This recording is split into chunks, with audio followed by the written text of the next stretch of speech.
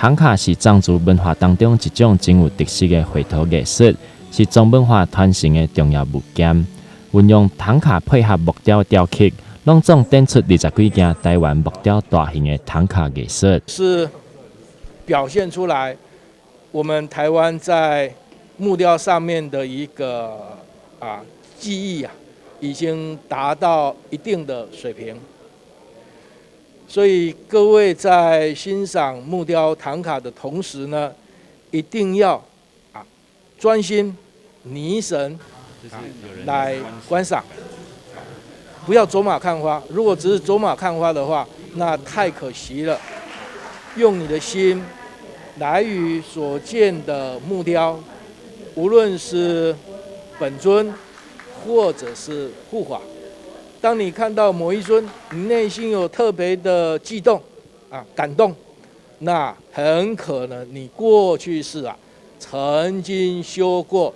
这一尊本尊的法门，这也是找到过去的我。来自西藏的一个1000年的一个文化透过台湾的工艺，能够做一个淋漓尽致的展现那能够做这样推动，其实背后可以知道说，台湾有很多默默在耕耘的这些宗教人士，以及背后更大的一个支撑的力量那这个力量其实是非常的可贵可以从这一次的这个已经历经20-30年的这样的一个唐卡到今天可以看到说它集结这么多的一个力量。那这次是透过大学端以及文化局的这个策展，那这策展名称叫做解密这个泛华印象展这个格玛式的一个木雕唐卡艺术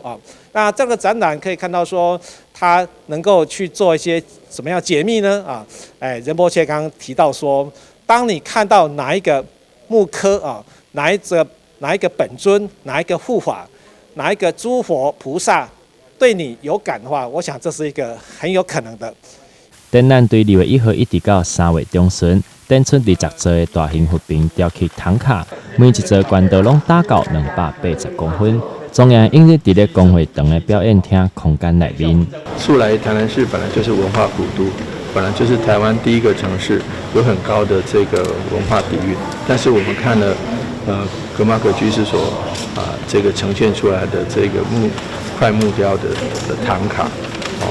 它所展现出来的艺术的价值跟宗教信仰的重要意义，真的是让我们非常非常的感谢。那也让这个不同文化间造成非常好的一个良性互动跟交流。那我感谢格玛可居士长久以来，不管是在社会公益，或是在艺术文化的保存，甚至宗教的弘扬上，都有非常重大的贡献跟成就。我们也期待这个展览能够让更多市民朋友们在新春期间，或者是观光客，或者是远道而来的信众，大家都能来瞻仰这些非常非常宝贵、非常非常珍惜的这个快木雕唐卡，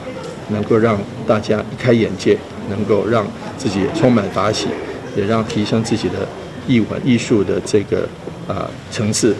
噶玛噶居士落本天津仁波切嘛期待透过中央的展览，会当向社会大众传达正确的观念，让经济人会当受到佛祖菩萨的保庇，嘛希望让疫情带来经济祝福。台南新闻刘品言采访报道。